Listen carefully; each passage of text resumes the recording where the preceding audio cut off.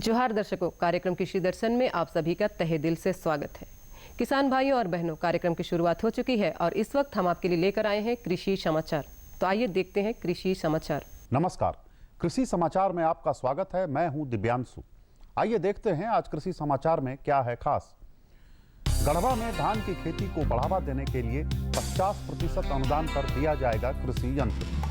HDPE निर्मित portable बर्मी bed की स्थापना के लिए 50% अनुदान की सुविधा उपलब्ध। और खीरा की आगाज खेती के लिए लगाएं उन्नत प्रभेद स्वर्ण अगेती। अब समाचार विस्तार से। द्वितीय हरित क्रांति योजना के तहत गढ़वा जिला में धान की उपज और उत्पादन क्षमता बढ़ाने के लिए 50% अनुदान पर कई प्रकार के कृषि यंत्र उपलब्ध कराए जा रहे हैं। इस योजना से लाभ लेने के लिए गढ़वा के किसानों से आवेदन आमंत्रित है। किसान 19 नवंबर तक गढ़वा के आत्मा कार्यालय में अपना आवेदन पत्र जमा कर सकते हैं। झारखंड के कई जिलों में मिट्टी की उर्वरा शक्ति को पुनर्जीवित करने और उद्यानिकी फसलों की उत्पादन तथा उत्पादकता बढ़ाने के लिए जैविक खाद उत्पादन पर जोर दिया जा रहा है।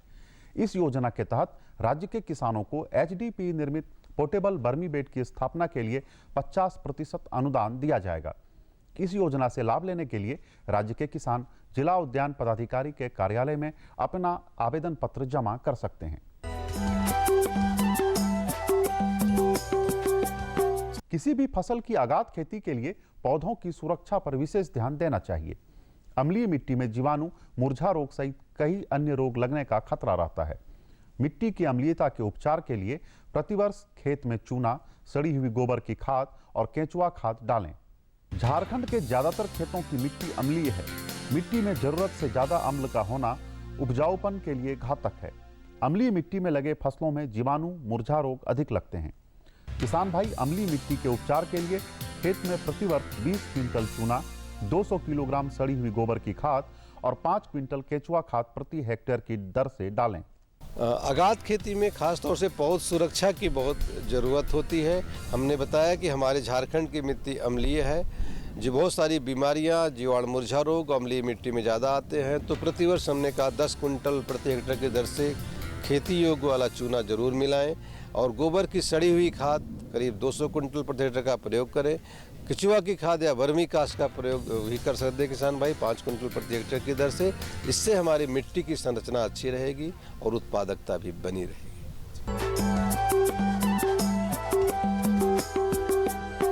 खीरा के बेहतर उत्पादन के लिए झारखंड के लिए अनुशंसित उन्नत प्रभेद स्वर्ण अगेती, जापानी लॉन्ग ग्रीन, पूसा संयोग, बालम खीरा या पूना खीरा लगाएं। लत्तेदार सब्जी फसल खीरा की आगाज खेती के लिए बलुई दोमट या मटियार दोमट मिट्टी वाले खेत का चुनाव करें। बुआई में 4 से 6 किलोग्राम बीज प्रति हेक्टेयर की दर से लगाएं। प्रति थाला 3 से 5 बीज बोएं। बुआई में बीज से बीज की दूरी 1.25 से 1.5 मीटर रखें। खीरा के अधिकाधिक उत्पादन के लिए स्वर्ण अगेती, जापानी लौंग, ग्रीन, पूसा संयोग, बालम या पूना खीरा में से कोई एक उन्नत प्रभेद लगाएं। इनकी उत्पादन क्षमता 80 से 120 क्विंटल प्रति हेक्टेयर है। किसान अपनी फसलों पर पाउडर दवा का भुरकाव करने के लिए रोटरी डस्टर नामक कृषि उपकरण का इस्तेमाल कर सकते हैं। इससे बॉक्सनुमा हिस्से में पाउडर दवा को डालकर ढक्कन को बंद कर दिया जाता है और जब रोटरी को घुमाया जाता है तो पाउडर का भुरकाव होने लगता है। आज हम जानेंगे रासायनिक दवा के बिना प्याज फसल में कीट नियंत्रण के उपाय के बारे में। प्याज फसल में कीड़े मकोड़े ना लगें, इसके लिए किसान भाई एक आसान उपाय अपना सकते हैं। प्याज फसल लगाने के 30 दिन पहले 250 वर्ग मीटर भूखंड की दर से खेत के चारों ओर मक्का फसल 2 पंक्तियों में लगा दें। इसके बाद मक्का फसल के घेरे के अंदर प्याज लगाएं। इससे कीटों का प्रवेश रुक जाएगा। और अब एक नजर राज्य के 5 प्रमुख शहरों के मौसम के मिजाज पर। आज राज्य के 5 प्रमुख नगरों के अधिकतम और न्यूनतम तापमान कुछ इस प्रकार दर्ज किए गए। रांची का अधिकतम तापमान 26 डिग्री सेल्सियस और न्यूनतम 15 डिग्री सेल्सियस। जमशेदपुर का अधिकतम तापमान 31 डिग्री सेल्सियस और न्यूनतम 17 डिग्री सेल्सियस। मेदिनीनगर का अधिकतम तापमान 29 डिग्री सेल्सियस और न्यूनतम 15 डिग्री सेल्सियस। देवघर का अधिकतम तापमान 28 डिग्री सेल्सियस और न्यूनतम 18 डिग्री सेल्सियस, धनबाद का अधिकतम तापमान 29 डिग्री सेल्सियस और न्यूनतम 17 डिग्री सेल्सियस रहा।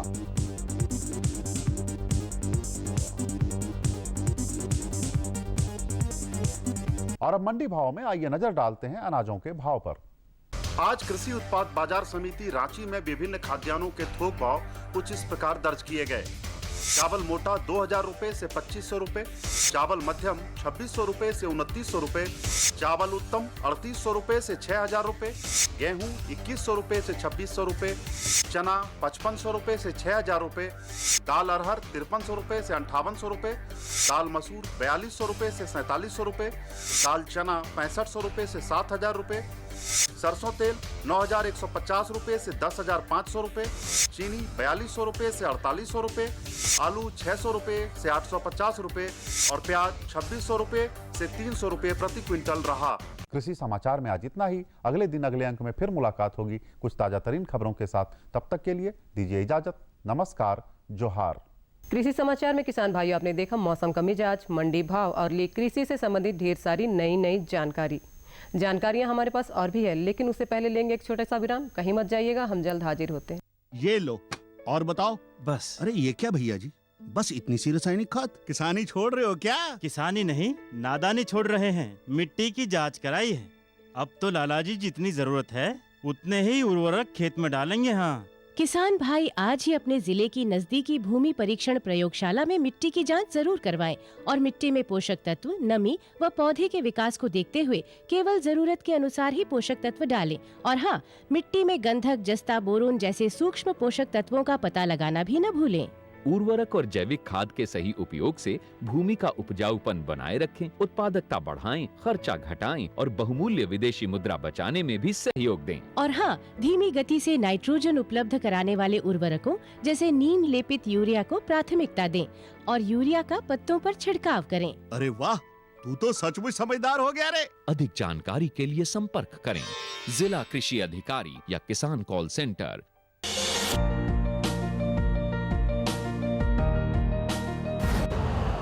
यूरिया का स्वदेशी उत्पादन 70 लाख टन बढ़ाने के लिए 6 उर्वरक संयंत्रों का उद्धार किया जा रहा है।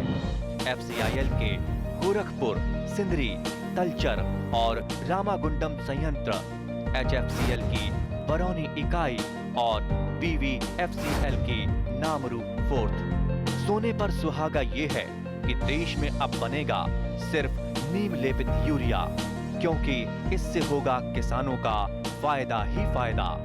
अनाज का उत्पादन 10% तक बढ़ेगा। बढ़ेगी 10 से 15% नाइट्रोजन क्षमता।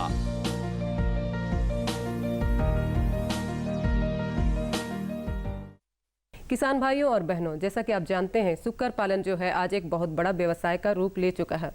अच्छी बात यह है कि आज हमारे विशेषज्ञ जो हैं आपको इसी विषय पर जानकारी देने वाले हैं। अधिक जानकारी के लिए आइए आपको लिए चलते हैं हमारे विशेषज्ञ के पास स्टूडियो। किसान भाइयों नमस्कार। जीवंत फोन इन कार्यक्रम में आप सभी का बहुत बहुत स्वागत है। किसान भाइयों, झारखंड एक जनजातीय बहुल क्षेत्र है और यहाँ पर बड़े पैमाने पर किसान भाई पशुपालन के रूप में सूकर पालन करते हैं। सूकर पालन की बहुत सारी संभावनाएं यहाँ पर, यही कारण है कि सरकार की ओर से बहुत सारी योजनाएं भी चलाई जा रही है। कौन कौन सी योजनाएं चलाई जा रही है, आप इसका लाभ कैसे ले सकते हैं, आज इसी विषय पर हमारी बातचीत होगी। और आज हमारे साथ स्टूडियो में मौजूद हैं डॉक्टर रविंद्र कुमार। डॉक्टर रविंद्र कुमार बिरसा कृषि विश्वविद्यालय में बतौर वैज्ञानिक कार्यरत हैं। सर, इस कार्यक्रम में आपका बहुत बहुत स्वागत है। नमस्कार। नमस्कार। किसान भाइयों, अगर इस संबंध में आपको किसी भी तरह की जानकारी चाहिए तो आप हमारे साथ सीधे संपर्क कर सकते हैं और जानकारी हासिल कर सकते हैं।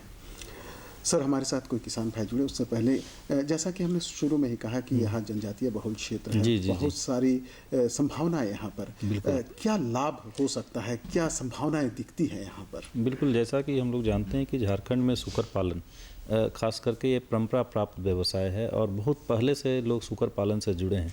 लेकिन बहुत पहले की बात करते हैं तो सूकर पालन को व्यवसाय के रूप में नहीं अपनाते थे, लेकिन सूकर पालन में इतने सारे गुण हैं सूकरों में, दूसरे पशुओं की तुलना में करते हैं अगर देखते हैं सूकर में, तो सूकरों में जो गुण है जिस पे अपना करके हमारे किसान भाई अगर उसको वैज्ञानिक तरीके से करते हैं, व्यवसाय के रूप में अपनाते हैं, तो काफ़ी इससे लाभ है।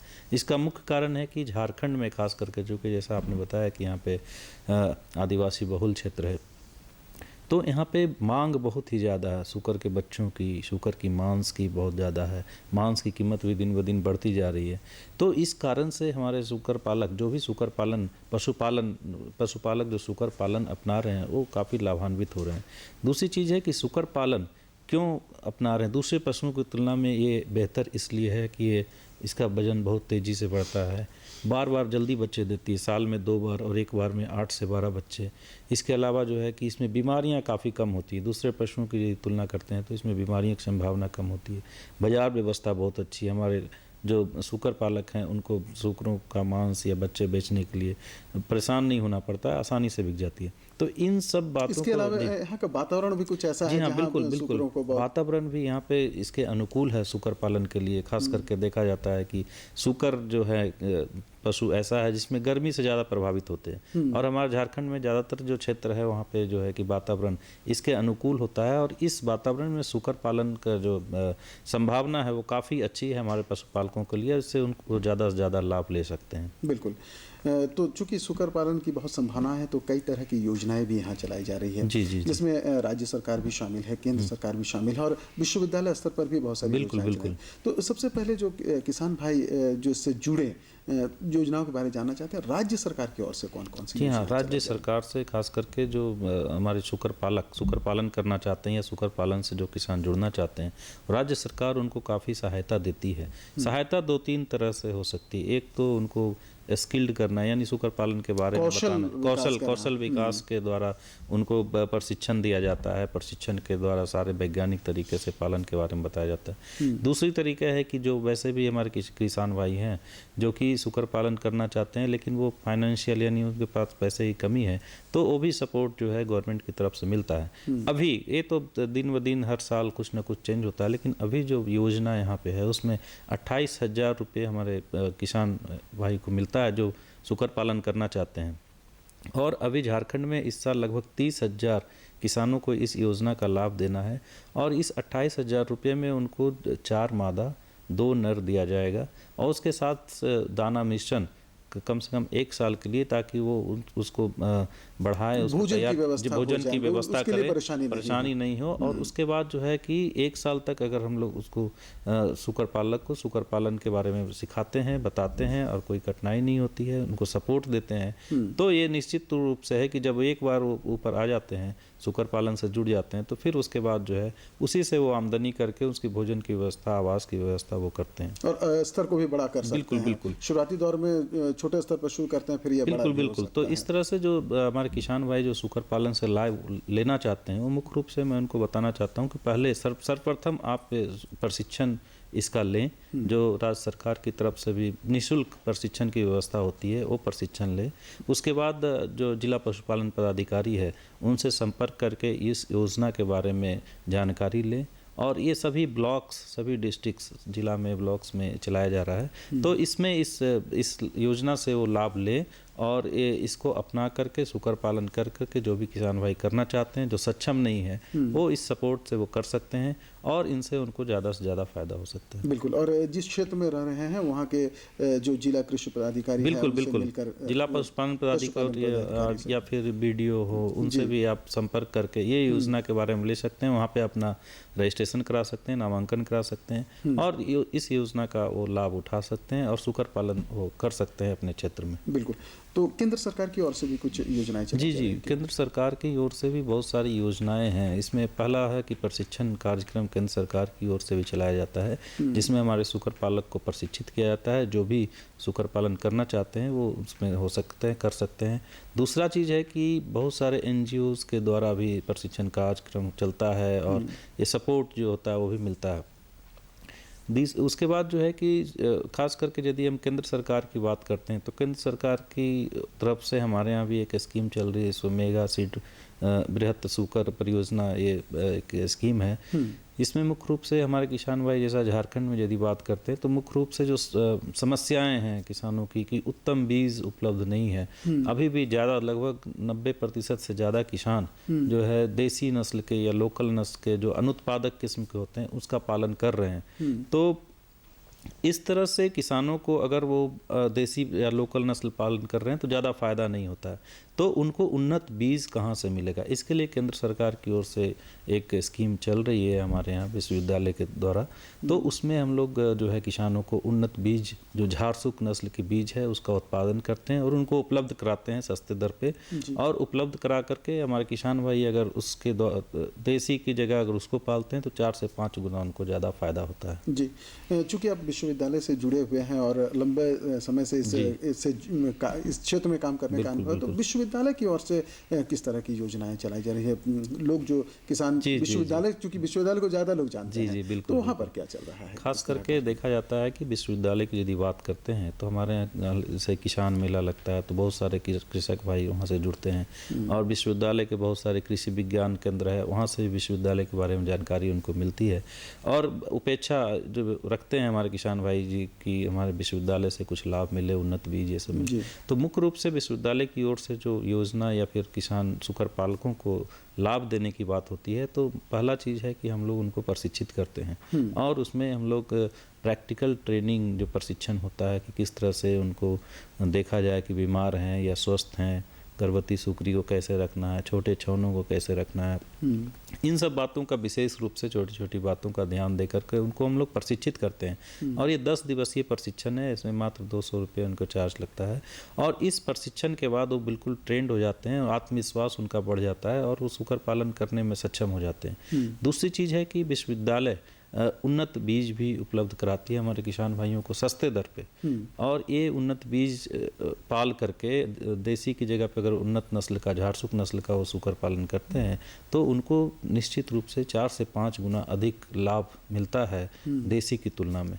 और इसमें हम लोग उनको टेक्निकल सपोर्ट भी देते हैं, किसी तरह से कोई समस्या आती है तो हमारे वैज्ञानिक वहाँ जाते हैं या फ़ोन से बता करके उनको किसी तरह की समस्या आती है तो उनका हम लोग समाधान देते हैं। जी, तो ये जो योजनाएं या जो समस्याएं उनके पास आती है जी, तो अगर इसका समाधान चाहिए तो जैसे विश्वविद्यालय में आपने कहा तो कहाँ संपर्क करें? हाँ, विश्वविद्यालय में हमारा एक क्षेत्र है, वहाँ हम लोग डायरेक्ट वैज्ञानिक से भी संपर्क कर सकते हैं। जो हमारे किसान डायरी है उसमें सारे वैज्ञानिकों का नंबर होता है। उसके अलावा एटिक सेंटर है हमारा, एग्रीकल्चर टेक्नोलॉजी इंफॉर्मेशन सेंटर, सूचना विभाग करके है, तो वहाँ भी वो संपर्क करके और वैज्ञानिक का नंबर ले करके उनसे बात कर सकते हैं या सूचना विभाग से भी वो बात करके सारी जानकारी ले सकते हैं। योजना के तहत बार बार आपने एक चर्चा की प्रशिक्षण की, कितना महत्वपूर्ण होता है? अगर कोई सुकर पालक प्रशिक्षण चाहता है, प्रशिक्षण प्राप्त करना कितना महत्वपूर्ण होता है? एक आम किसान है जो बिना प्रशिक्षण का कर रहा है सुकर पालन, और एक ऐसा किसान जो प्रशिक्षण के बाद कर रहा है, कितना का अंतर दिखाई पड़ता है दोनों में? जी, अभी जैसा मैंने बताया कि सुकर पालन जो मुख्य रूप से बहुत पुराना व्यवसाय है या फिर बहुत पहले से यहाँ झारखंड के लोग करते आ रहे हैं, लेकिन वो बिल्कुल उस तरह से करते आने जैसे गाँव में किया जाता है। लेकिन अब जो है कि बहुत सारे इस पे शोध हुए हैं और देखा गया है कि अगर वैज्ञानिक तरीके से किया जाता है तो उनसे उनको ज़्यादा से ज़्यादा लाभ हो सकता है। जैसे कि बच्चों की मृत्यु दर को कम करना, तो इसमें एक वैज्ञानिक तरीका है जिसको करने से उसकी मृत्यु दर को कम कर सकते हैं। गर्भवती सुकरी को देखभाल करना या फिर उसको जो ब्रीडिंग के लिए जो नर मादा है उनका चुनाव करना, इन सब चीज़ों का हम लोग विशेष रूप से प्रशिक्षण देते हैं। और इसके लिए खास करके जैसे कि कोई सुकर पालन कर रहा है, कोई पशु उसका बीमार पड़ गया, कोई बच्चे का दस्त हो गया, तो अचानक से हमारे कृषक भाई जो परेशान हो जाते हैं क्योंकि डॉक्टर की उपलब्धता भी बहुत ज़्यादा नहीं हो पाती है और दवा की उपलब्धता भी ग्रामीण क्षेत्रों में थोड़ा मुश्किल होता है।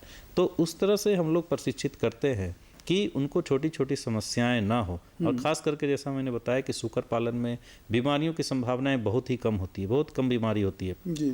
और इसमें छोटी छोटी जो प्राइमरी चिकित्सा, जो प्राथमिक चिकित्सा कहते हैं, उसके बारे में अगर हमारे किसान भाई जान जाते हैं कि बुखार हो गया तो थोड़ा सा उसको किस तरह से हम उसकी देखभाल करें, और दस्त हो गया तो किस तरह से देखभाल करें, और बच्चे से लेकर के बच्चा देने तक किस तरह से उसका देखभाल करें, प्रबंधन करें, टीकाकरण कैसे और कब करना है, तो इन सब बातों का हमारे किसान भाई अगर हम लोग उसका प्रशिक्षण देते हैं। और मुख्य रूप से जैसे दाना मिश्रण कैसे बनाना है, किस तरह से दाने का जो क्वालिटी है उसको देखना है, तो तमाम चीज़ों का हम लोग प्रशिक्षण देते हैं हमारे किसान भाइयों को। और एक बार प्रशिक्षण ले करके जो किसान जाते हैं वो बिल्कुल अच्छी तरह से वैज्ञानिक तरीके से वो करते हैं, और ये योजना के तहत बिल्कुल, और इस तरह से वो उसका लाभ लेते हैं, जिससे उनको ज़्यादा से ज़्यादा फायदा होता है। एक फोन ले लेते हैं। हेलो,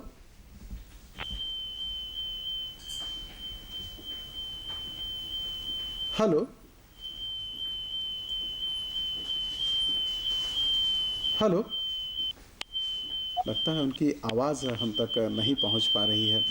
बार बार हम चर्चा के दौरान दो नस्लों की अक्सर हम चर्चा करते हैं। जब हम झारखंड में सुकर पालन की बात करते हैं, टेंडी और झारसूख की, तो झारसूख का जो ये है उसको किस तरह से किसान भाई रख रखाव की क्या व्यवस्था होनी चाहिए, या टेंडी वगैरह भी? जी, जैसा कि अभी हमने बताया कि उन्नत नस्ल का चुनाव करना है, उन्नत नस्ल का पालन करना है, तो इसमें झारसूख नस्ल जो बिरसा कृषि विश्वविद्यालय के वैज्ञानिकों के द्वारा तैयार किया गया है, यही नस्ल जो है कि हमारे झारखंड के किसानों के लिए, और ये झारखंड के आसपास का जो स्टेट्स राज्य हैं वहाँ भी ये काफ़ी पॉपुलर हो रहा है। तो ये जो झारसूख नस्ल है ये देखा जाता है कि देसी की तुलना में 4 से 5 गुना ज़्यादा फ़ायदेमंद होता है। और जिस तरह से हमारे किसान भाई देसी सूकर का पालन करते हैं उस तरह से भी इसका पालन कर सकते हैं। जैसे उनको चराने की व्यवस्था है तो इनको भी रख सकते हैं, जो आवास बनाकर रखते हैं उस तरह से इसको रख सकते हैं। तो इन सब बातों का वो ध्यान दें। तो कहाँ से प्राप्त कर सकते हैं? ये झारसूख नस्ल हमारे बिरसा कृषि विश्वविद्यालय में उपलब्ध है,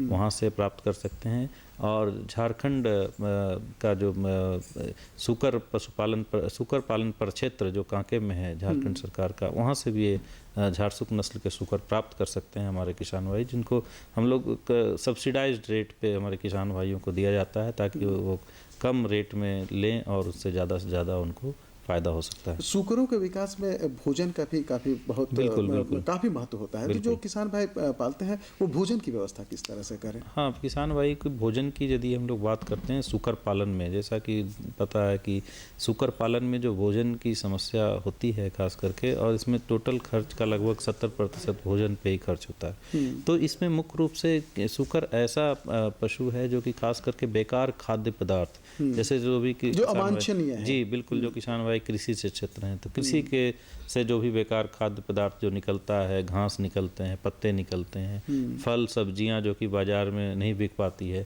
तो इसको खिलाने के लिए उपयोग कर सकते हैं। बिल्कुल, उसके इस पर जानकारी लेंगे। पहले फोन ले लेते हैं। हेलो,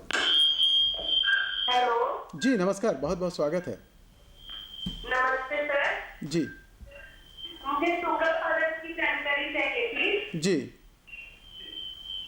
बिल्कुल, आप कैसे पालन की जी है उसकी अच्छी तरह से जानकारी चाहिए। बिल्कुल, आप हमारे साथ जुड़े रहिए। डॉक्टर साहब इसी विषय पर बता भी रहे हैं। जी हाँ, सूकर पालन आप कहाँ से बात कर रही हैं?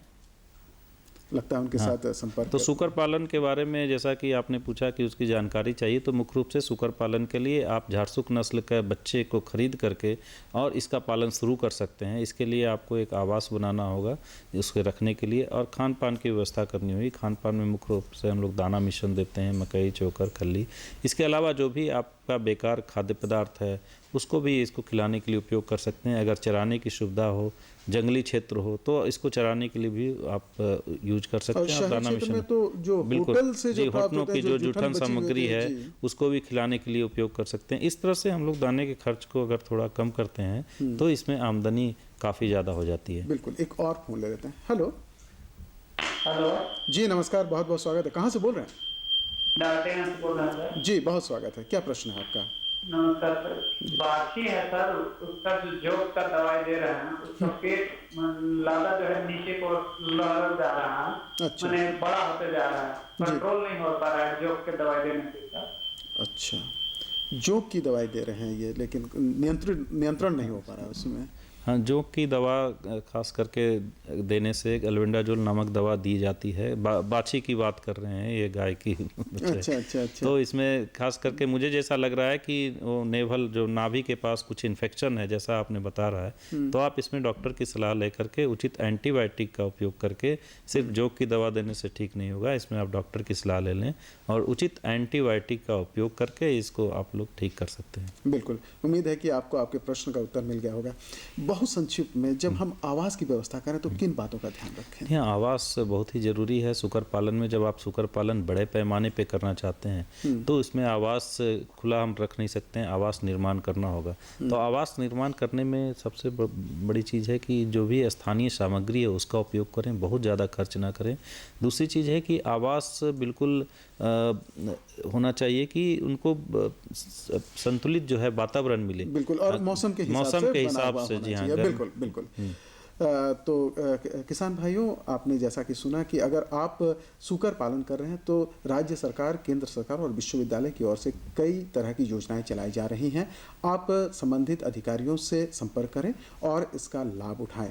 निश्चित रूप से आपको लाभ होगा और सूकर पालन का जो व्यवसाय है यह काफ़ी लाभदायक है। डॉक्टर साहब, आप इस कार्यक्रम में आए और बहुत सारी जानकारियाँ दी, इसके लिए आपका बहुत बहुत धन्यवाद। और किसान भाइयों, आपसे भी चाहेंगे इजाज़त। नमस्कार, जोहार। नमस्कार।